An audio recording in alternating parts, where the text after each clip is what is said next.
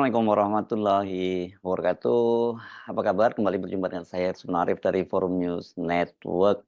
Pimpinan Pusat Muhammadiyah akhirnya mengumumkan secara resmi sikapnya untuk menerima tawaran konsesi pertambangan dari pemerintahan Jokowi yang disampaikan oleh Menteri Investasi Bahlil Lahadalia.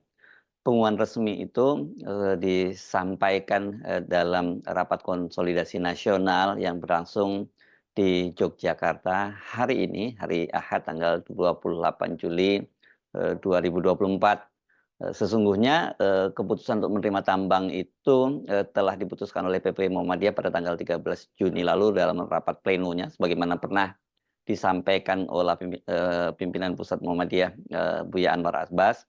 Tetapi hari ini mereka mengumumkan adanya persetujuan dari rapat koordinasi nasional Muhammadiyah yang dihadiri oleh seluruh pengurus wilayah Muhammadiyah dan juga pimpinan pusat Muhammadiyah serta organisasi-organisasi di otonom di bawah Muhammadiyah.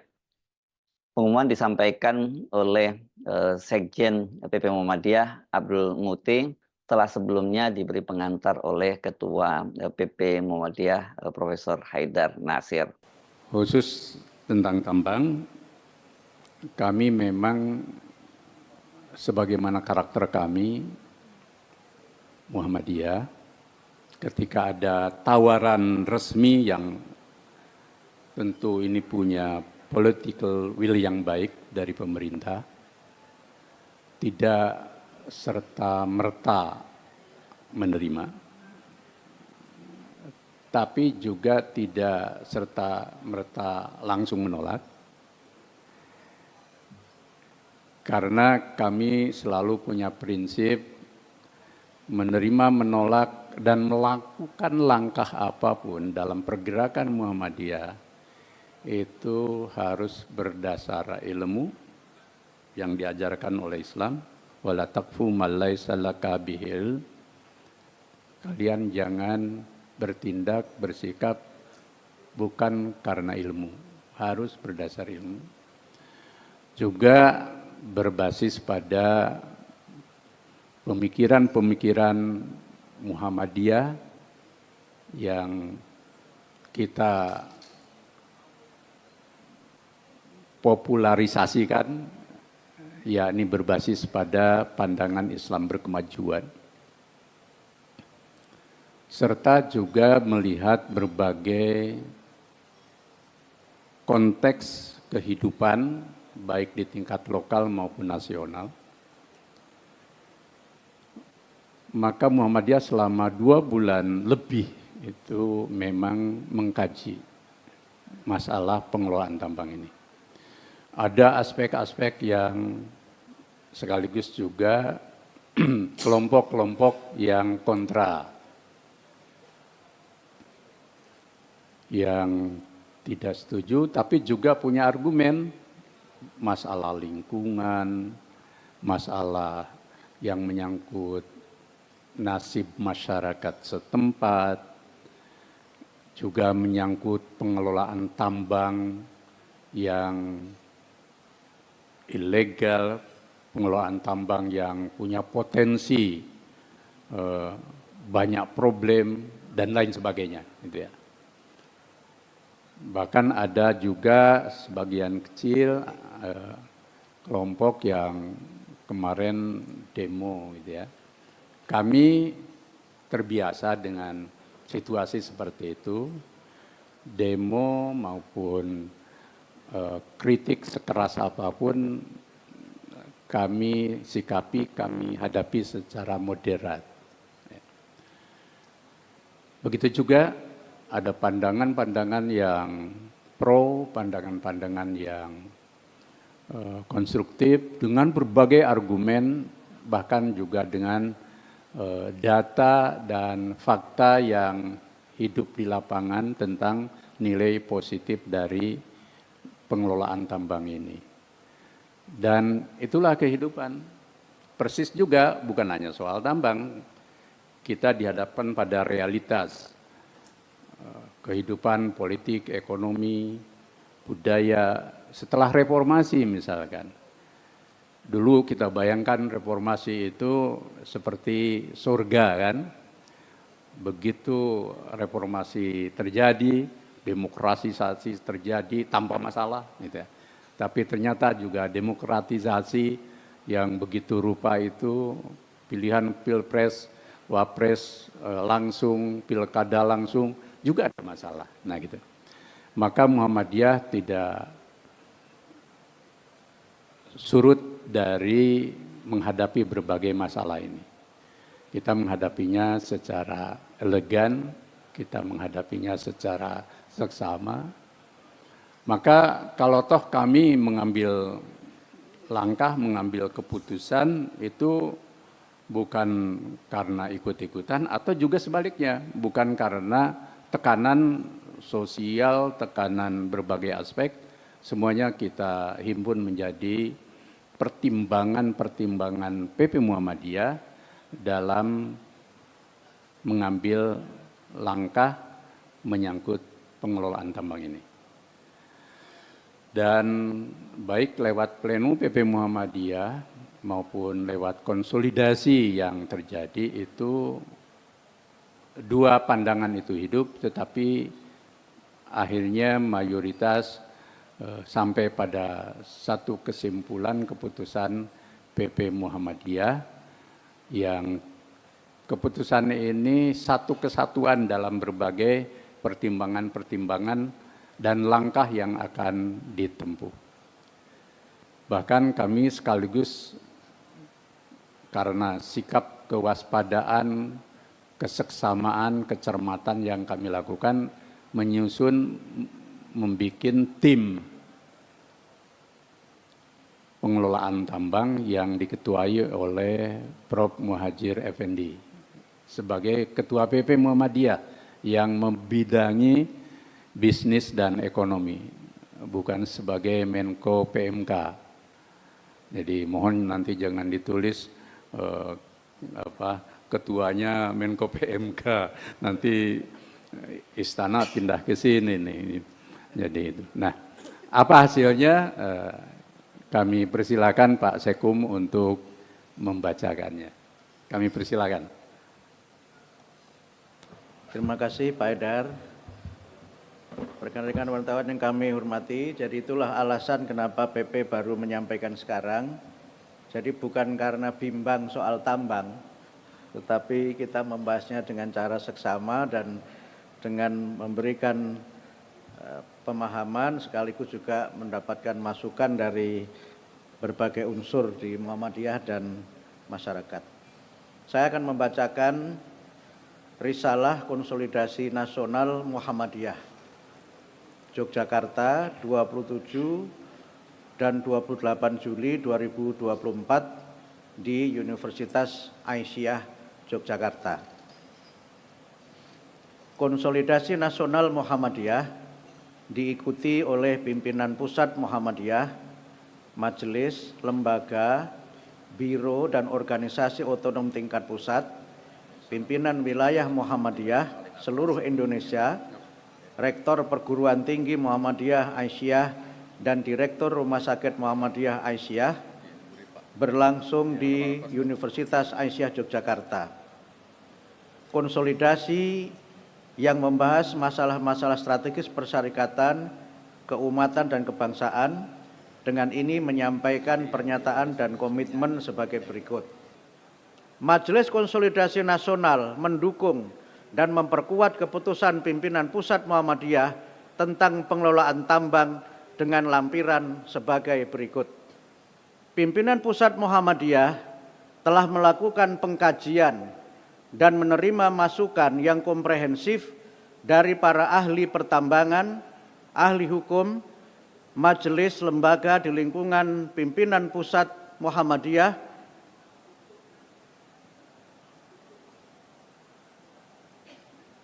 mohon maaf,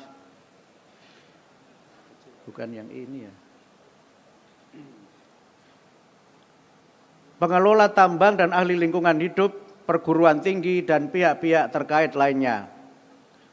Setelah menganalisis masukan, melakukan pengkajian, mencermati kritik, pengelolaan tambang, dan pandangan dari para akademisi dan pengelola tambang, ahli lingkungan hidup, perguruan tinggi, majelis dan lembaga di lingkungan pimpinan pusat Muhammadiyah, serta pandangan anggota PP Muhammadiyah, rapat pleno PP Muhammadiyah 13 Juli 2024 di kantor Jakarta, memutuskan bahwa Muhammadiyah siap mengelola usaha pertambangan sesuai dengan peraturan pemerintah nomor 25 tahun 2024 dengan pertimbangan dan persyaratan sebagai berikut. Pertama, kekayaan alam adalah anugerah Allah yang manusia sebagai khalifah di muka bumi memiliki kewenangan untuk memanfaatkan alam untuk kemaslahatan dan kesejahteraan hidup material dan spiritual. Bukan ini, Bang.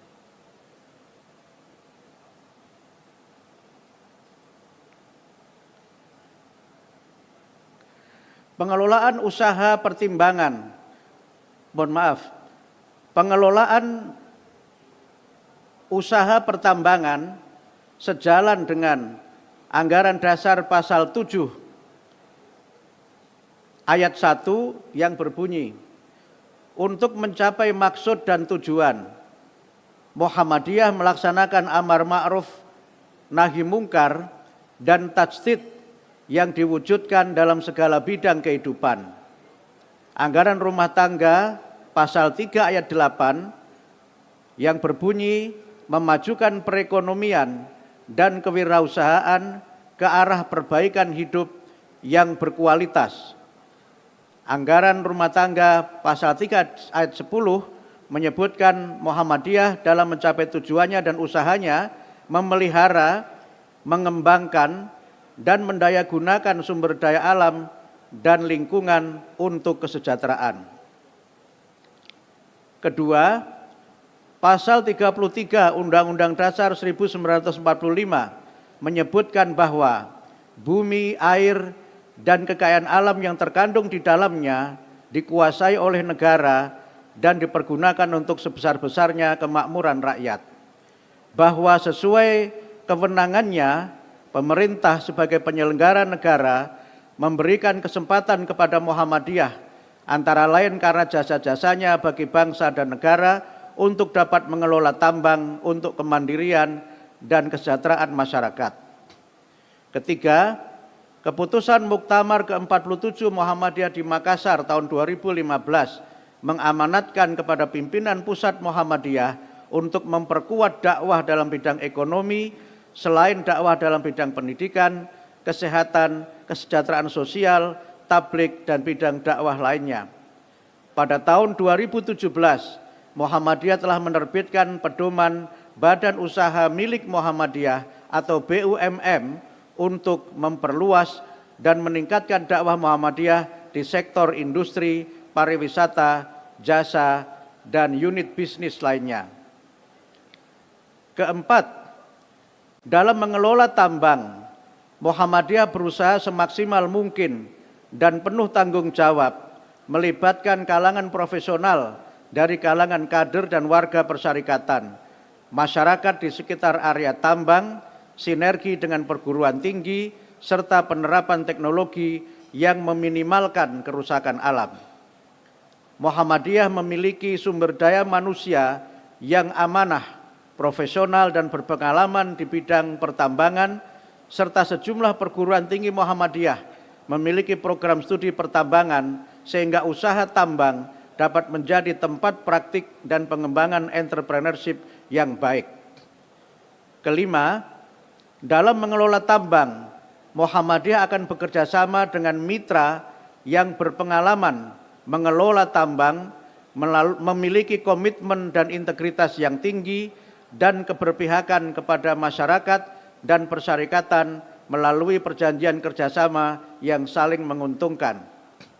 Keenam, pengelolaan tambang oleh Muhammadiyah dilakukan dalam batas waktu tertentu dengan tetap mendukung dan melanjutkan usaha-usaha pengembangan sumber-sumber energi yang terbarukan serta membangun budaya hidup bersih dan ramah lingkungan.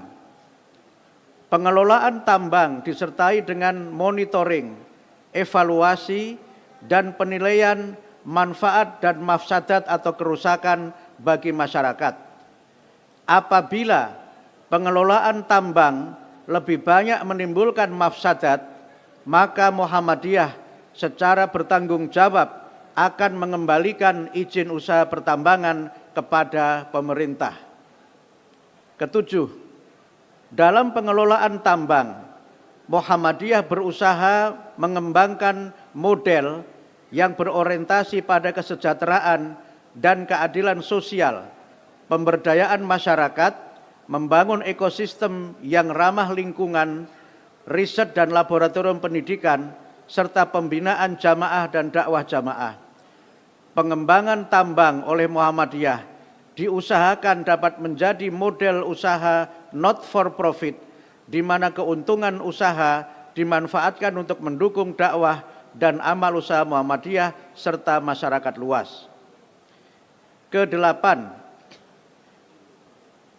menunjuk tim pengelola tambang Muhammadiyah yang terdiri atas Profesor Dr. Haji Muhajir Effendi MAP sebagai Ketua, Muhammad Sayuti MPD MED PhD sebagai Sekretaris dengan anggota Dr. Haji Anwar Abbas MM MAG, Profesor Hilman Latif MA PhD, Dr. Agung Danarto MAG, Dr. Andes Haji Ahmad Dahlan Rais MHum, Profesor Dr.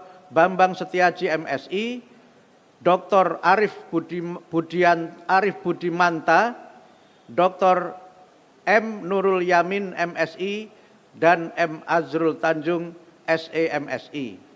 Kesembilan, tim memiliki tugas, wewenang, dan tanggung jawab yang akan ditetapkan kemudian dalam surat keputusan PP Muhammadiyah. Demikian telah kami sampaikan Risalah Konsolidasi Nasional disertai dengan lampiran Risalah Pleno PP Muhammadiyah tentang pertambangan. Terima kasih. Di rekan-rekan wartawan ada dua segmen ya, satu kesatuan. Ada keputusan-keputusan umum hasil dari konsolidasi ini, termasuk pilkada.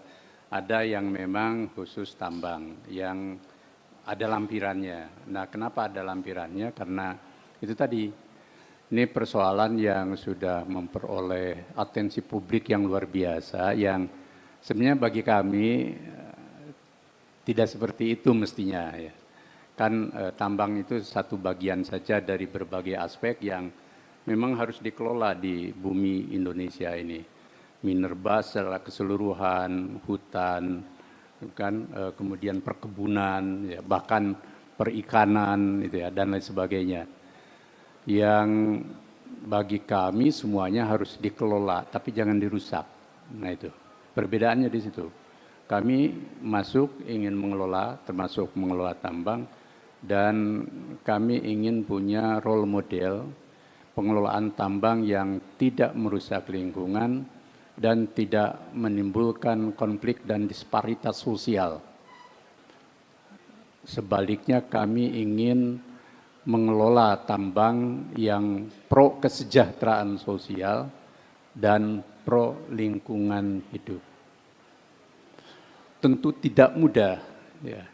Tentu tidak mudah, tapi kami organisasi yang selama ini bekerja mengelola pendidikan, kesehatan, sosial, mulai masuk ke bisnis, bikin hotel, dan lain sebagainya, maka menjadi tantangan bagi kami yang bertanggung jawab untuk jika IUP ini kita manfaatkan melalui badan usaha kami, maka kita akan mengelolanya dengan cara seksama dengan mengeliminasi hal-hal yang problematik seperti berkembang di masyarakat sekarang ini. Tapi karena usaha tambang ini juga yang lain kan ada di dalam lalu lintas persoalan-persoalan dan pelaku tambang yang demikian rupa. Kalau nanti dalam perjalanannya tim menemukan berbagai macam situasi dan kondisi yang tidak memungkinkan untuk pengelolaan tambang yang pro keadilan sosial, pro kesejahteraan sosial, dan pro lingkungan, ya kami tidak akan memaksakan diri untuk akhirnya nanti dengan bertanggung jawab pula IUP itu kami kembalikan. Nah, itu cara kami memasuki kehidupan. Dan saya yakin inilah bedanya kami untuk mengambil langkah tanggung jawab ini. Kalau untuk mudahnya kan ya sudah, kita tidak masuk ke arena itu, selesai. Tapi ini menjadi challenge tanggung jawab. Kenapa kita tidak bikin model yang bisa kita lakukan? Karena ini akan bisa berlaku di bidang yang lain. Jadi itu, dan itulah tugas dari tim yang kami bentuk. Maka nanti mohon dengan sangat silakan dimuat secara utuh keseluruhannya agar tidak terpenggal-penggal, supaya nanti tidak ada kesan di publik kalau untuk menerima ngapain lama-lama gitu kan. Ya, kalau seperti itu kan bisa juga sebaliknya. Kalau mau menolak juga bisa seketika kan. Ya, kami tidak ingin menolak dan menerima tanpa proses kajian mendalam, bahkan dialektika, berdiskusi dengan wilayah-wilayah yang kebetulan ada area tambang di dalamnya. Jadi disitulah letak spirit dari hasil keputusan ini. Dan kami menghargai berbagai kritik, masukan yang bersifat alarm sekalipun, dan akan jadi masukan bagi tim untuk terus mengkajinya sehingga ketemu sebuah model usaha yang pengelolaan tambang pro keadilan sosial, pro kesejahteraan sosial, dan pro lingkungan. Bahkan dimungkinkan nanti ke depan, baik karena kami punya berbagai prodi, baik tambang maupun juga kehutanan, pertanian, teknik lingkungan, kemudian geologi, itu suatu saat kami bisa membuat model pengembangan reklamasi ya. Jadi deforestasi, kemudian juga sekarang kan problem kita kan problem reklamasi kan. Ya, ke depan siapa tahu bahwa Muhammadiyah bisa bergerak ke situ. Bahkan kalau nanti memungkinkan dengan seluruh kekuatan masyarakat dan para pengusaha, kita bareng-bareng kalau ada problem-problem lingkungan yang reklamasinya problematik, ya kita bareng-bareng ikut menyelesaikan. Dan kami tidak mengejar keuntungan. Karena kalau mikir diri sendiri, insya Allah kami Muhammadiyah sudah cukup. Jadi itu yang bisa kami sampaikan. Nah, asik nih, akhirnya dua ormas Islam terbesar di Indonesia sama-sama nambang dan semuanya itu memperoleh ini karena menerima tawaran dari Presiden Jokowi. Jadi nggak salah olok-olok dari aktivis Muhammadiyah yang menyatakan bahwa NU dan Muhammadiyah itu berbeda dalam dipisahkan oleh kunut dan kemudian disatukan oleh tambang yang diberikan oleh Jokowi.